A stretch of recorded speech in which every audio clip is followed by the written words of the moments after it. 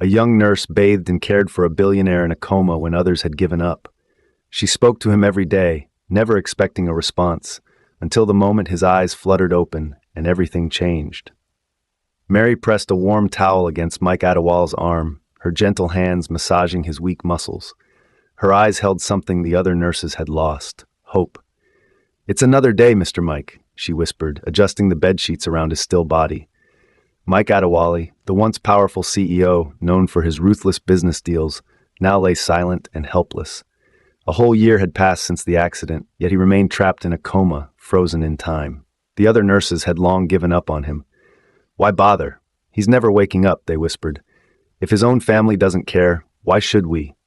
But Mary refused to see him as a lost cause. She cleaned his body, changed his sheets, and spoke to him as if he could hear her. Every day, she shared a part of her life with him. "Work was hard today," she murmured, settling into the chair beside him. "The hospital is short-staffed again.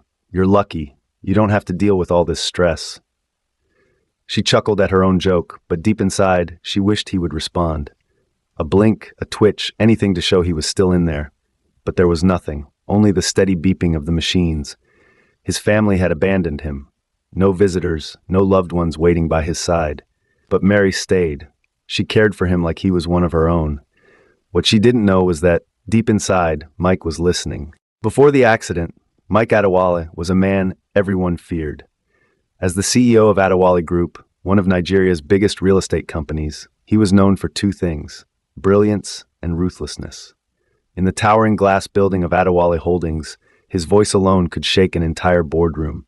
He didn't believe in second chances. A single mistake could cost an employee their job. Competitors saw him as a threat, business partners walked on eggshells, and even his own family kept their distance.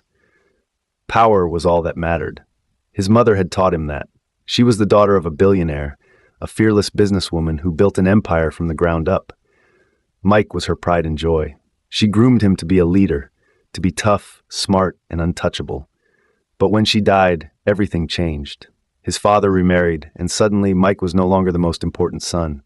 His stepmother, Madame Veronica, made sure of that. She was clever, always pretending to care, but Mike had seen the greed in her eyes. She wanted everything for her own children. He knew she didn't love his father. She loved the wealth attached to him. Still, Mike had been untouchable, until one fateful night changed everything. The rain poured heavily as Mike drove home that night. The Lagos streets were quiet, the bright city lights reflecting off the wet roads. Inside his luxury car, he was relaxed, satisfied. He had just closed another major deal, a victory that cemented his place at the top. Then something felt off. He pressed the brake. Nothing. His heart pounded. He tried again. The car didn't slow down. Instead, it sped forward, out of control. Panic surged through him. He gripped the steering wheel, trying to think fast. He was a man who always had control over his business, over people, over life itself. But at that moment, he was powerless. The car swerved, spinning out of control. Then, a crash. Everything went black. Mike's world faded. The last things he heard were the crunch of metal, the shattering of glass, and the distant wail of sirens. The rain poured heavily as bystanders rushed to the wreckage. A few brave ones forced the car doors open, dragging Mike's unconscious body from the mangled remains of his luxury car. Blood trickled down his forehead, his suit torn, his breathing shallow. "Call an ambulance," someone shouted. Minutes later, flashing red and blue lights filled the street. Paramedics worked quickly, checking his pulse, placing an oxygen mask over his face. "He's alive, but barely," one of them said. They secured him onto a stretcher and loaded him into the ambulance. The ride to the hospital was tense. Machines beeped, the paramedics called out vital signs, and the rain continued to beat against the vehicle. "Stay with us, sir," one of them urged, but Mike didn't move. At St. Luke's private hospital, doctors and nurses were already waiting. The stretcher burst through the emergency room doors, wheels squeaking on the polished floor. "What's his status?" a doctor asked, walking quickly beside them. "Severe head trauma, multiple fractures. He's unresponsive," a paramedic replied. Inside the brightly lit trauma room, the doctors worked fast, checking his heart rate, scanning his body, stabilizing him. But no matter what they did, Mike didn't wake up. Hours later, after every test and scan, the doctor finally sighed and turned to the nurse. "He's in a coma." The words filled the room. Mike Adewale, a man who once ruled boardrooms with his presence, now lay motionless, trapped between life and death. And so a year passed. Mike remained in a coma. People assumed that a billionaire like him would have a family by his side, fighting to bring him back.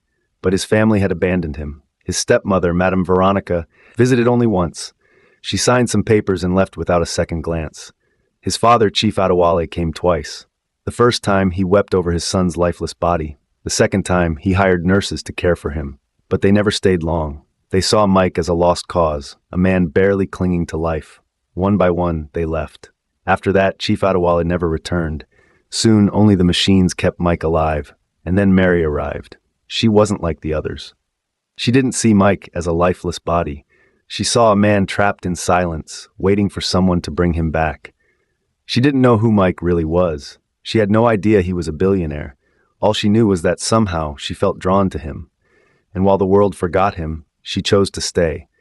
While Mike lay in silence, Mary had her own battles to fight. As a single mother, life has never been easy. She worked long shifts at the hospital, barely making enough to provide for her 6-year-old daughter, Ada, and her aging mother, Mama Grace. Her mother helped take care of Ada when she worked night shifts. But even with that support, the struggles were endless. School fees, hospital bills, food. Mary barely had time to rest. But no matter how hard things got, she never let it show. Her coworkers often teased her. "Mary, why do you waste so much time with that coma patient? He's never waking up." But Mary didn't listen. "Even if he never wakes up, at least he'll leave this world knowing someone cared," she would say. And so every day, she returned to room 301. She would talk to Mike about Ada's school, about how the market women increased food prices again, about how she wished life would be kinder to her. She sighed, looking at him with soft eyes. "I wish you could tell me your story too. I wonder what kind of man you were before this." The steady beep of the machines was the only response she got. But Mary didn't mind. Talking to Mike had become a habit. Maybe he couldn't answer, but she liked to believe he could hear her. After her shift, Mary walked home through the noisy streets of Lagos. The evening air was thick with the scent of roasted corn and suya, and vendors called out their prices to passing customers. She reached the small apartment she shared with her mother and daughter. Her mother, Mama Grace, was waiting at the door, her face full of concern. "You look tired, my daughter," she said, pulling Mary into a warm hug. Mary smiled weakly. "Long day, Mama." As they ate dinner, her mother spoke gently. "This man you are caring for, why do you put so much effort into him when others don't?" Mary hesitated before answering. "Because no one else will, Mama. He has no one. His family doesn't visit. His friends have forgotten him. I don't know why, but I feel like he deserves a chance." Mama Grace nodded. "Kindness always returns, my daughter. You may not see it now, but one day you will." Mary didn't know how true those words would be. Weeks passed, but she never lost hope. Every morning she walked into room 301, humming softly as she worked. Her voice was the only sound in the quiet room, making it feel less lonely. She sat beside Mike's bed, resting her chin on her palm as she looked at his still face. Letting out a deep sigh, she spoke. "You know, Mike," she said gently, "I never really had a true friend." She gave a small chuckle and shook her head. "I mean, I had people around me, but no one who stayed. Even Ada's father left before she was born." A shadow of sadness crossed her face. "My whole life, I've been the one taking care of others, my mother, my daughter, my patients." She hesitated, her voice turning even softer. "Sometimes I wish someone would take care of me too." She reached for a towel and gently wiped his forehead. "I know you can't hear me, but talking to you makes me feel better. You don't judge me, you don't leave." A small smile touched her lips. "Maybe that's why I keep coming back." Then as she wiped his arm, something happened. His fingers moved. Her heart jumped. She froze, her breath catching in her throat. Slowly she reached for his hand, her fingers shaking. "Mike," she whispered, her eyes wide with hope. "Move your fingers again." Silence. Nothing. For a moment, she thought she had imagined it. But no. She knew what she had seen. Something was happening. Mary gently squeezed his hand. "If you're in there, just know you have a friend. I won't leave you, I promise." Deep inside his unconscious mind, Mike was trying to wake up, trying to reach the only person who had stayed, the only person who cared. She didn't tell anyone at first. She wasn't sure if the movement was real or just a reflex. But then it happened again. Mary had been adjusting the IV drip when she saw it. She froze, turning sharply toward the bed. Then his fingers twitched again, stronger this time. She hurried to call the doctor, her hands shaking with excitement. "Doctor!" she screamed, running to the door.